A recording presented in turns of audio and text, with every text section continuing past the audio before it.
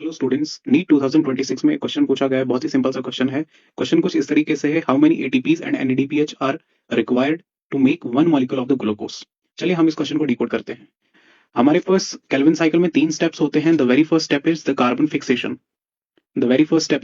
Fixation. Second step is reduction and third step is regeneration of the ribulose. हमारे पास जो first molecule होता है, फर्स्ट प्रोडक्ट होता है, जिसको हम यूज करते हैं as a carbon dioxide acceptor, वो हमारे पास है राइबोलोस 1,5 बिसफॉस्फेट।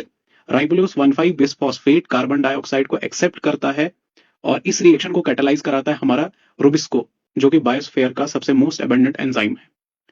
और हमारे पास एक 6 कार्बन का अनस्टेबल इंटरमीडिएट बनता है। इस 6 कार्बन के अनस्टेबल इंटरमीडिएट की स्प्लिटिंग होती है और हमारे पास 2 मॉलिक्यूल बनते हैं 3 फॉस्फोग्लिसरेट के।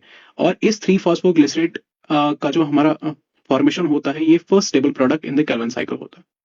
हमारे पास 3 फॉस्फोग्लिसरेट के 2 मॉलिक्यूल्स बन चुके हैं और इनकी अब होती है reduction into the glyceraldehyde 3 phosphate.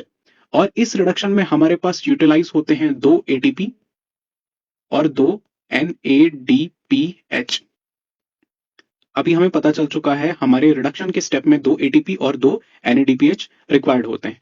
अब जो हमारे पास ग्लिसरल्डिहाइड 3 फॉस्फेट बन चुका है, इसकी होती है रीजनरेशन। हमारा जो फर्स्ट मॉलिक्यूल था, जो कि हमारे पास कार्बन डाइऑक्साइड एक्सेप्टर था, सेम उसको रीजनरेट कराना पड़ता है, जो कि 5 कार्बन हमारे पास मॉलिक्यूल था। अब इसकी रीजनरेशन में हमारे पास एक एटीपी फिर से यूटिलाइज होता है।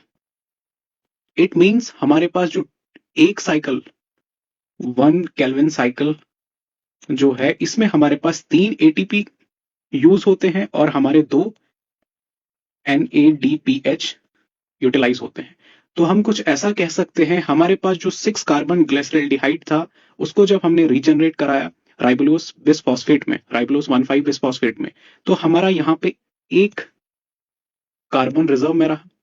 और हमने जनरेट किसको करना था, क्रिएट किसको करना था, एक ग्लूकोज को। और हमारे पास एक ग्लूकोज फॉर्मेशन के लिए एक ग्लूकोज में हमारे पास 6 कार्बन होते हैं। अगर एक केल्विन साइकिल में हमारे पास एक कार्बन की फॉर्मेशन हो रही है, सो हमारे पास 6 कार्बन ग्लूकोज बनाने के लिए 6 केल्विन साइकिल को रन कराना पड़ेगा। तो हम कुछ सिंपल सा मैथमेटिक्स देखते हैं। यहाँ पे हमारे पास अगर एक केल्विन साइकिल में 3 एटीपी और 2 NADPH का यूटिलाइजेशन हो रहा है, तो हमारे पास एक ग्लूकोज बनाने के लिए हमारे पास 6 साइकिल्स को रन करना पड़ेगा। तो हम सिंपल सा मैथमेटिक्स यहां पे करते हैं। 6 साइकिल्स, 3 एटीपी पर साइकिल, जो कि हमारे पास 18 एटीपी यूटिलाइजेशन है। और 6 साइकिल्स, 2 NADPH पर साइकिल, हमारे पास 12 NADPH की रिक्वायरमेंट है।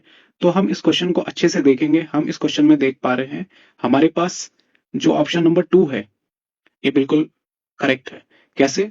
हमारे पास एक साइकिल में 3 एटीपी और 2 NADPH की रिक्वायरमेंट है। और अगर एक मॉलिक्यूल ऑफ ग्लूकोज हमने क्रिएट करना है, एक मॉलिक्यूल ऑफ ग्लूकोज को क्रिएट करने के लिए हमारे पास रिक्वायरमेंट है 3 एटीपी और 2 NADPH। तो सिंपल सा मैथमेटिक्स यूज करके हम 6 साइकिल्स को रन कराएंगे 6 कार्बन मॉलिक्यूल ग्लूकोज को बनाने के लिए। और हमारे पास जो आंसर आएगा वो आएगा 18 एटीपी एंड 12 NADPH रिक्वायरमेंट।